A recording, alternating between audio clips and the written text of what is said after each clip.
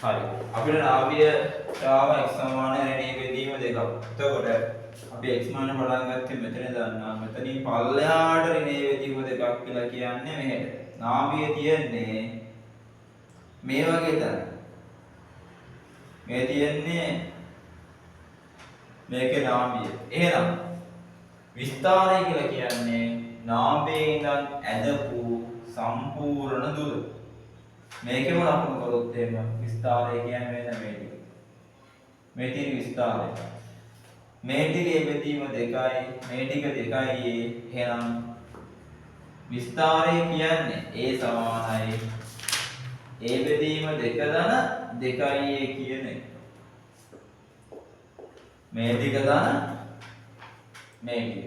එතකොට විස්තාරය a සමානයි 5යි a බෙදීම 2යි. හරි. දැන් එහෙනම් අපි කරන්න තියෙන්නේ මේකයි. දැන් එහෙනම් අපි මේකේ ප්‍රවේග ටික හොයාගමු. එයාලා කියනවා මෙතන O ලක්ෂයේ ප්‍රවේගයයි A ලක්ෂයේ ප්‍රවේගය හොයන්න කියලා. හරි. මුලින්ම O ලක්ෂයේ ප්‍රවේගය හොයාගමු. O ලක්ෂය. දාමු සමීකරණයක් x dot වර්ගය සමානයි ඔමෙගා වර්ගයේ වාරයක් a වර්ගයේ ඍණ x වර්ගය x dot O ලක්ෂය කියන්නේ මෙතරනේ ඒක දාගමු bo කියලා ඒකේ වර්ගය ඔමෙගා වර්ග කියන්නේ c බෙදීම a විස්තරය කියන්නේ 5යි a බෙදීම 2 වර්ගයයි සමීකරණ දාන ස්ථානයේ මෙතන එතනට නාභීන දුර a බෙදීම 2යි අපි ඔක්කොම ටිකේ මේ ටිකේ බෙදීම 2යි නම් මේ ටිකත් a බෙදීම 2යි එහෙනම් මෙතනට a බෙදීම 2ක් දාන්න වර්ග. ඔතනින් එනවා v0 වර්ගය. කියන්නේ O ලක්ෂයේදී ප්‍රවේගය c බෙදීමේ මෙතනින් එන්නේ උනේ 25යි වර්ග බෙදීම 4. මෙතන a වර්ග බෙදීම 4යි කියන්නේ එතනින් එනවා 24යි 24යි a වර්ගය බෙදීම 4ක් හරි. ඔතනින් එනවා O ලක්ෂයේ ළඟා වෙනකොට p අංශුවේ ප්‍රවේගයට උත්තරයක් මේක සුළු කරගෙන යමු.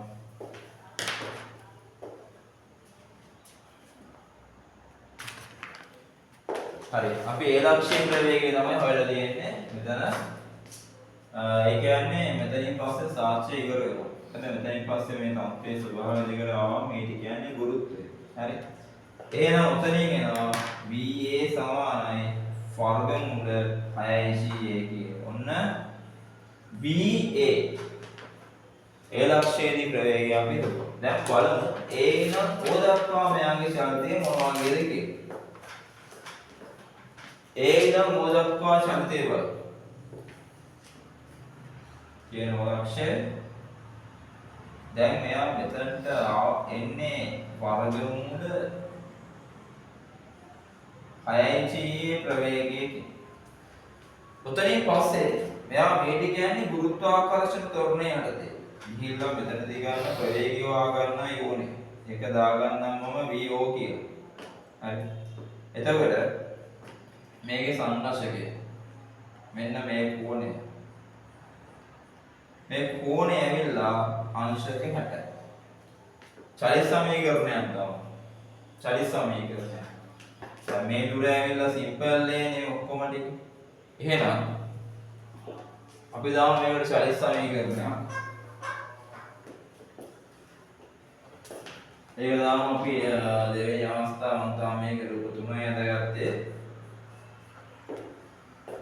තුන්වෙනි අවස්ථාව සලකලා පල්ලෙහාට v වර්ග සමාන u වර්ග 2යි as දාමු. එතකොට v0 ගේ වර්ගය සමාන u කියන්නේ 6ca. දෙවාරයක් g cos 60 කරන්නේ. s කියන්නේ ඒ බෙදීම 2. g cos 60 කියන්නේ එතනින් එන්නේ s කියන්නේ g cos 60 කියන්නේ භාගයයි මේ කැපෙනවා. එතනින් එනවා v0 සමානයි වර්ගමූල 7c. ඔය තියෙන්නේ ඕලක්ෂයේදී ප්‍රවේගය මෙතන ඉගෙන G1යි මේ 6 G1 7යි G1 හරි. ඔය තියෙන්නේ එයා ඕලක්ෂයට එනකොට මේකේ ප්‍රවේගය. හරි. ඊට පස්සේ අපිට හොයන්න කියන ඒගොල්ලෝ B සිට O දක්වා චලනය වෙන්න ගන්නා කාලය සොයන්න. හරි. අපි එකත් හොයමු. මේක ලියාගත්තාම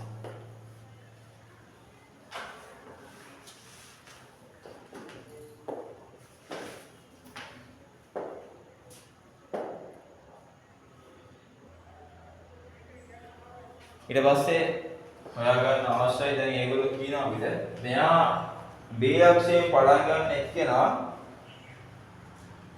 B අක්ෂයෙන් පටන් ගන්න එක්කෙනා O දක්වා චලනීමට ගන්නා කාලය සොයන්න. හරි බලමු. මේවයි B ඉඳන් A දක්වා තියෙන සල්ලම් මොනතේ ශරණය. හරි. විස්තරයක් තව දාන්නවා මේකේ නාමයක් අපි දාන්නවා. එහෙනම් මේව කරමු. අපි මෙතන වෘත්තයක් නැති අවශ්‍ය විදිහට තියාගෙන මම ඉතින් කරනවා. තරුපයක් අඳ ගන්න අවශ්‍යයි උදේ ගන්න යන්නේ. මෙන්න උදේ නාභිය තියෙන්නේ මේ වගේ තැනක තමයි නාභිය තිබුණේ. හරි. මේ තියෙන්නේ විස්තරය කියන්නේ වීලක්ෂය. නාභිය මෙතන. එක පහයි වෙදීම දෙකක් කියලා. එහෙනම් වෘත්තයක් ගන්න මේ විදිහේ. මෙතන නාභිය කියන්නේ තියෙන විස්තරයේ වීලක්ෂය තියෙන වෘත්තයක්. ඔය විදිහට. එතකොට බලන්න මට ඕන A ලක්ෂය දක්වා විතර. A ලක්ෂය දක්වා විතර. එහෙනම් A ලක්ෂයට අනුරූප වන ඡාප දිග හොයා ගන්න අවශ්‍යයි. කේන්ද්‍රය කියනවා මෙතන තියෙන වෘත්තය. හරි. තියෙන වෘත්තය. එතකොට මට අවශ්‍ය මෙහා A ලක්ෂය දක්වා ඒවට ගත කරන කාලය විතර. A ලක්ෂය දක්වා ගත කරන කාලය හොයාගන්න අවශ්‍යයි නම් මම කරන්න ඕනේ මේකේ දැන් අර මේක තියෙන යාගේ ආකාර රූපයක නිසා මේක රේඛාවක් ආකාරයෙන් ඇඳගෙන මේ සිද්ධිය බලවත් හරි. හරි බලමු. එතකොට මම ගත්තොත් එහෙම මේකේ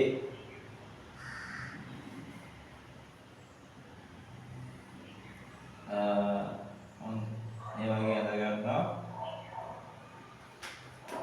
A ලක්ෂය කියන්නේ මෙතනට අදාළව ඊපස්සේ නාභිය ඉඳන් ගන්න මෙතනට රේඛාවක්. එතකොට විස්තරය තමයි මෙතනින් පෙන්වන්න කරන්නේ. මේක දැන් විස්තරය කියලා කියන්නේ එතකොට. හරි. එහෙමනම් මේ ටික කොච්චරද? මෙන්න මේ ටික. මේ ටික කියන්නේ ඒ ගන්න පුළුවන් ඒ බෙදීම දෙක කියන්නේ. ඒකේ ඒ බෙදීම දෙකයි. ඒ ඕලක්ෂයේ ඉඳලා ඒ ලක්ෂයට දුරනේ. ඒකේ ඒ බෙදීම දෙකයි. මෙන්න මේ කෝණයක් මම දාගන්නම් කොච්චරයිද? මම දාගන්නම් මේකේ ඒගොල්ලෝ උත්තර අරගන්නේ උත්තර තියෙන්නේ cos inverse phi n එක. හරි. cos inverse phi n එක. ධන 2යි k කියලා කොටසක් තියෙනවා. k කියන එක නා වෙනම හොයාගන්න අවශ්‍යයි. දැන් මට ඕනේ මෙන්න මේ කෝණය. මේ ඡාපයට ගැලපෙන කෝණය තමයි එදී. මේ ඡාපයට ගැලපෙන කෝණය. හරි. එතකොට තුඩේක අවශ්‍ය නැහැ. එහෙමනම් ඒ කෝණය මේ ටිකට ගත කරන කාලය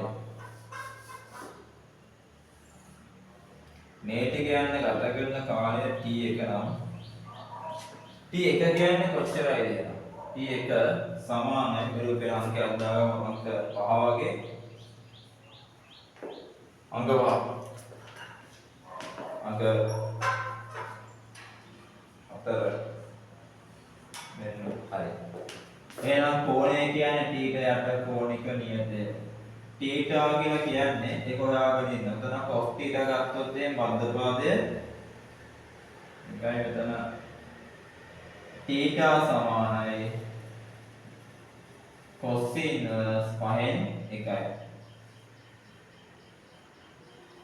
theta සමානයි cos inverse 5න් 1යි.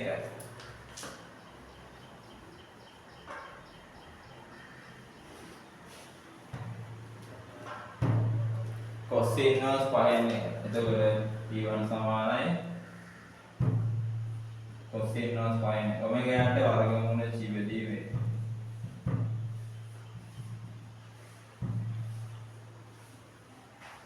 වාරයක් cos inverse 5න් 1. ඔය තියෙන්නේ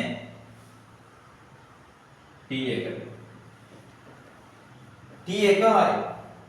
ඊළඟට දැන් හොයාගන්න ඕනේ A ලක්ෂයේ ඉඳලා O ලක්ෂයට එන්න කොච්චර කාලයක් යනවාද? ඒක එතනින්නේ ගුරුත්වය. ඒක ගුරුත්වයට කාලය වෙනම හොයාගන්න අවශ්‍යයි. කලින් ප්‍රවේගය හොයාගත්තානේ. එතනින් අපිට හොයාගන්න පුළුවන්. එහෙනම් A ලක්ෂයේ ඉඳලා O ලක්ෂයට දාන කලින් අපි අnder රුපියක් පල්ලෙහාට v සමානයි උදාන 80 දාන්න. v කියන්නේ වර්ගමූල 7යි g. O ලක්ෂයේ ප්‍රවේගයනේ. u කියන්නේ වර්ගමූල 6යි g නේ. ඔව් 6යි g. ධන ත්වරණය කියන්නේ g cos 60. ඒ කියන්නේ g බෙදීම 2. වාරයක් t 2. ඔතනින් යනවා අපිට කාලයට උත්තරය. කාලය t2 සමානයි මේක ලියන්න පුළුවන් අපිට ඒ බෙදීම g වල මූලය දෙක ඉලක්කම අරහට වැඩි කරන්න. මෙයා මෙහෙට ගිහින්. එතකොට වර්ගමූල 4 වෙන වර්ගමූල 6ක් ගන්න. මේ වැඩි සුළු කරපු එක තමයි කරන්නේ. ඔන්න මම T2 එකක් තියුවා. දැන් ඉතින් කරන්න දෙන්නේ ඔතන මුළු කාලය හොයාගන්න අවශ්‍යයි නම් T1 ගන්න T2 හොයාගත්තා නම් හරි. මෙතන කරලා දෙන්නේ මේකයි. මෙයා මෙහෙට දැම්මා. 6G මෙහෙට දැම්මා. දාලා වර්ගමූල G එක එළියට ගත්තා. අරගෙන මේ G වලින් බෙදුවා. ඊට පස්සේ J වරක් කරලා දැම්මා වර්ගමූල ඇතුළට මේ දෙක හරවට සුළු කරා. ඒ සුළු කිරීම ඔක්කොම ටික කරලා එකපාර උත්තරේ ගත්තා.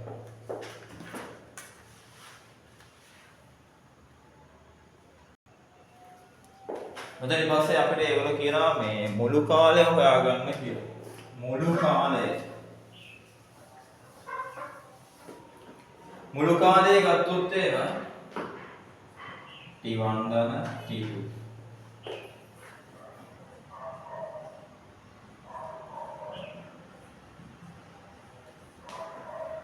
ධන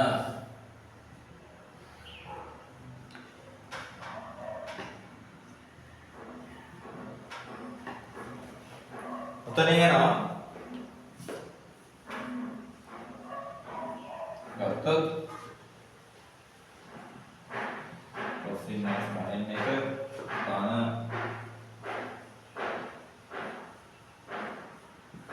හරිද? ඔය තියෙන්නේ මුළු කාලය. හරි. ඔය තියෙන්නේ මුළු කාලය වගත්තා. ඒකෝ කියන්නේ අපිට ගාන අවසානයේදී මුළු කාලය හොයාගන්න කියලා. 2019 ආපු සලනාර්ථී චර්යාවේ සම්බන්ධ ගාන්ට අපි වැදී